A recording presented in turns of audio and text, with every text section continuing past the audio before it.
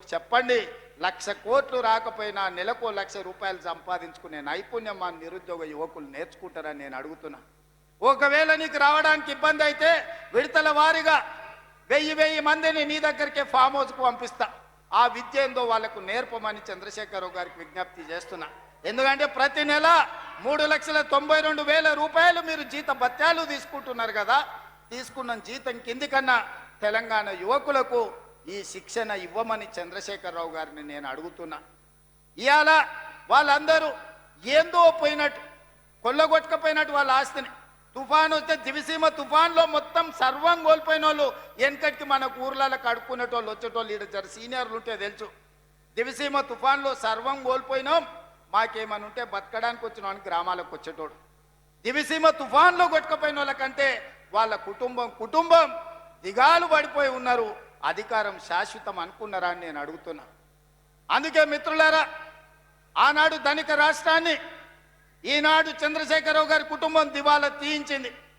దివాలా తీసిన ముక్కబోని ధైర్యంతో ఈ రాష్ట్రాన్ని పట్టాల మీద ఎక్కించి తెలంగాణ రాష్ట్రాన్ని అభివృద్ధి పదం వైపు నడిపిస్తున్నాం. అందుకే ఈరోజు స్టేషన్ గజ్పూర్లో 800 కోట్ల రూపాయలతో అభివృద్ధి కార్యక్రమాలను తీసుకున్నాం. కొన్ని విషయాలు ఆడబిడ్డల విషయం కావచ్చు, ఆర్టీసీ బస్సులు ఇవ్వడం కావచ్చు, లేకపోతే సోలార్ పవర్ ప్లాంట్లు కావచ్చు, ఎన్నడైనా వాళ్ళు ఆలోచన చేసిండ్రా ఈ ఆడబిడ్డలను ఆదుకోవాలని? ఈరోజు మా స్వయం సహాయక సంఘాలను అడుగుతున్నా, మీ పావలా వడ్డీ కానీ మీ జీరో వడ్డీ కానీ ఎన్నడన్నా మిమ్మల్ని 10 ఏళ్లల్లా ఇంటి బయటికి రానిచ్చిండ్రా బీఆర్ఎస్ వాళ్ళు, గత ప్రభుత్వం అని నేను అడుగుతున్నా. ఇవాళ మా అక్కల్ని అందరినీ ధైర్యంగా రండి, మీ తమ్ముడికి అడ్డగా నిలబడండి, మీ సోదరుడు ఉన్నాడు, మీరు అభివృద్ధి పదం వైపు నడవండి అని చెప్పి ఈరోజు ఆడబిడ్డలకు ఈరోజు మేము నిలబడ్డాం. నేను అడుగుతున్నా చంద్రశేఖరరావు గారు, ప్రొఫెసర్ జయశంకర్ గారి ఊరిని కూడా 10 ఏళ్లలో నువ్వు రెవెన్యూ విలేజ్ చెయ్యలేదు. నేను వచ్చిన తర్వాత జయశంకర్ గారి ఊరిని రెవెన్యూ విలేజ్ చేసిన. ఈ ప్రభుత్వం వచ్చినాకనే వరంగల్కి ఎయిర్పోర్ట్ వచ్చింది. ఈ ప్రభుత్వం వచ్చినాకనే రైల్వే కోచ్ ఫ్యాక్టరీ మీకు వచ్చింది. ఈ ప్రభుత్వం వచ్చినాకనే వరంగల్కి అండర్ గ్రౌండ్ డ్రైనేజ్ వచ్చింది. ఈ ప్రభుత్వం వచ్చినాకనే వరంగల్కి ఔటర్ రింగ్ రోడ్ వచ్చింది. ఈ ప్రభుత్వం వచ్చినాకనే మీకు కాళోజీ కళాక్షేత్రం పూర్తయింది.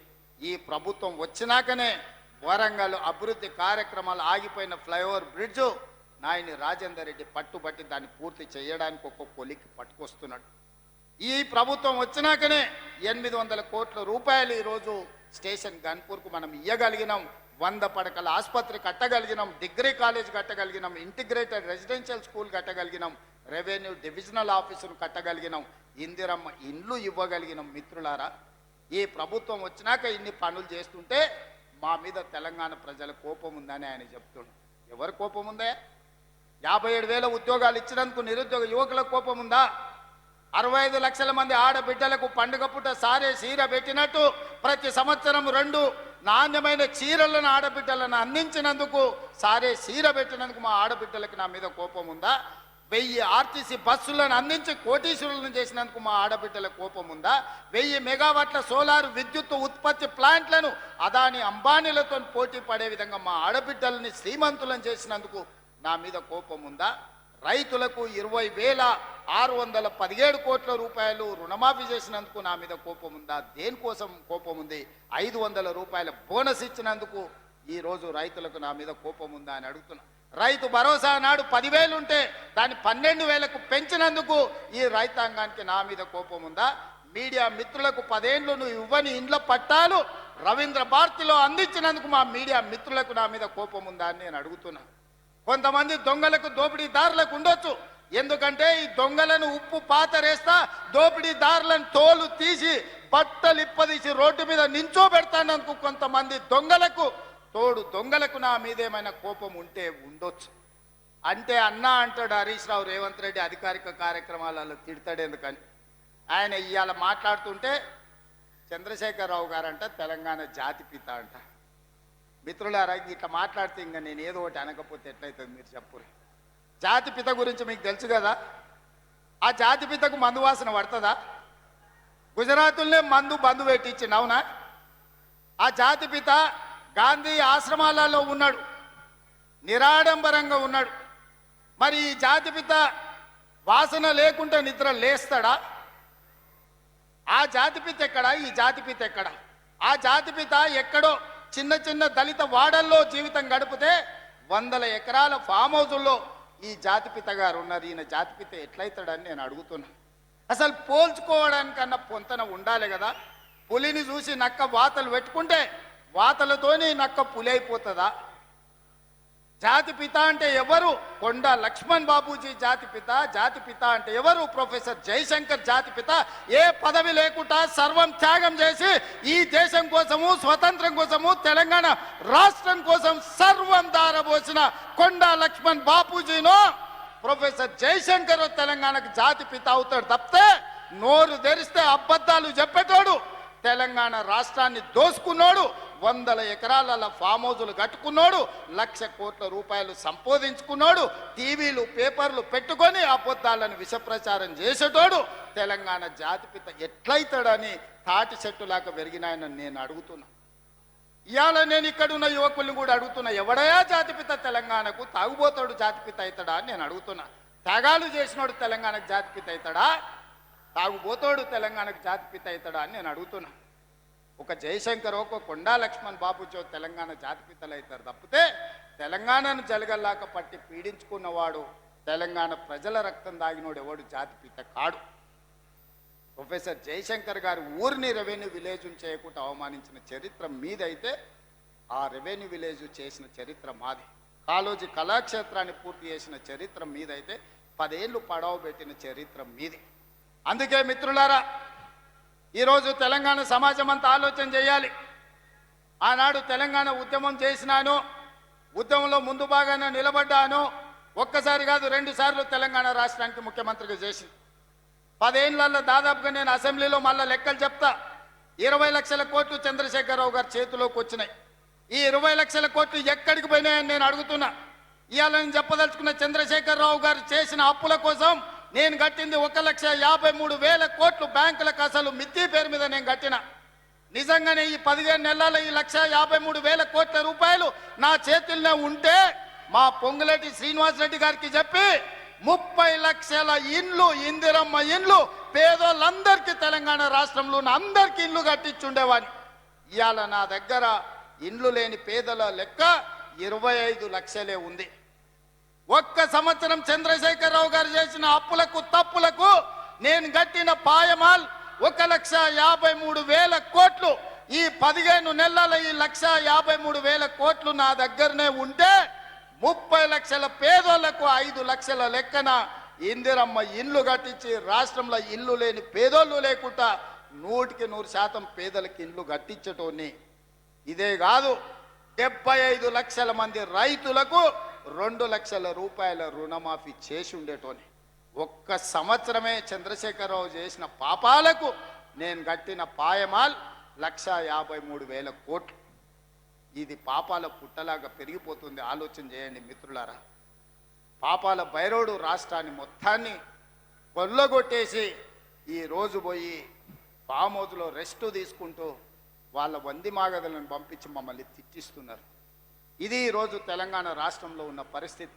అందుకే మా ఆడబిడ్డల నుంచి మా నిరుద్యోగ యువకుల వరకు, మా రైతుల నుంచి మా కార్మికుల వరకు నేను ఒక్క మాట చెప్పదలుచుకున్నా. ఖచ్చితంగా ఈ రాష్ట్రాన్ని అభివృద్ధి పదం వైపు నడిపించే బాధ్యత మాది.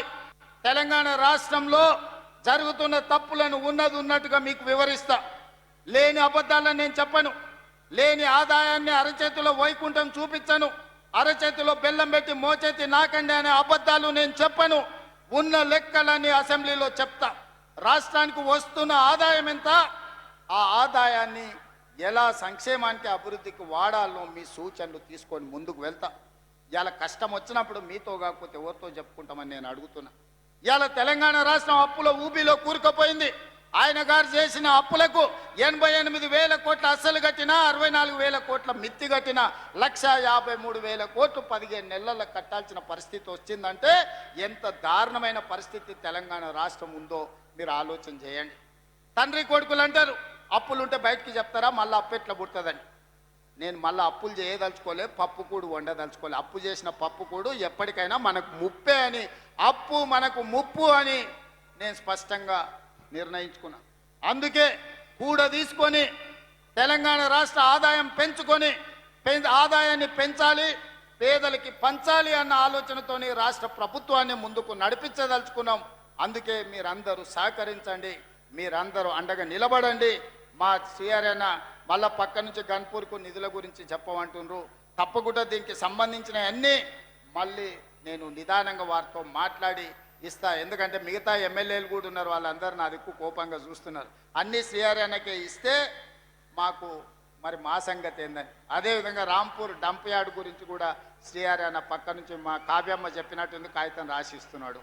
తప్పకుండా డంపింగ్ యార్డ్ నుంచి మొదలు పెడితే స్టేషన్ గన్పూర్లో ఉండే సమస్యల్ని పరిష్కరించే బాధ్యత నాది. మిత్రులారా, ఎర్ర టెండున మీరు అందరు కూడా ఇక్కడికి వచ్చిండ్రు. మీ ఆశీర్వాదం, మీ అండ ఉండాలి. 10 ఏళ్ళు ఏలినోళ్ళు 10 నెలలకే మమ్మల్ని దిగిపోమంటారు. 5 ఏళ్ళ కోసం కదా కుర్చీ ఇచ్చింది మీరు. ఇవాళ ప్రభుత్వ ఉద్యోగం ఇస్తే 35 ఏళ్ళు ఉద్యోగం ఉంటుంది అంటారు, 2 ఏళ్ళకే తీసేస్తే పోతుందా? చంద్రశేఖరరావు డెఫినెట్గా దుఃఖం ఉంటుంది, వాళ్ళ కుటుంబానికి బాధ ఉంటుంది. ఎందుకంటే ఆ కుర్చీలో ఉంటే వాళ్ళు మళ్ళా దోసుకోవడానికి అవకాశం ఉండే అని వాళ్ళు ఆలోచన చేస్తున్నారు. అందుకే మిత్రులారా, ఈరోజు ఈ తెలంగాణ రాష్ట్రాన్ని అభివృద్ధి పదం వైపు నడిపించుకునే బాధ్యత మనది.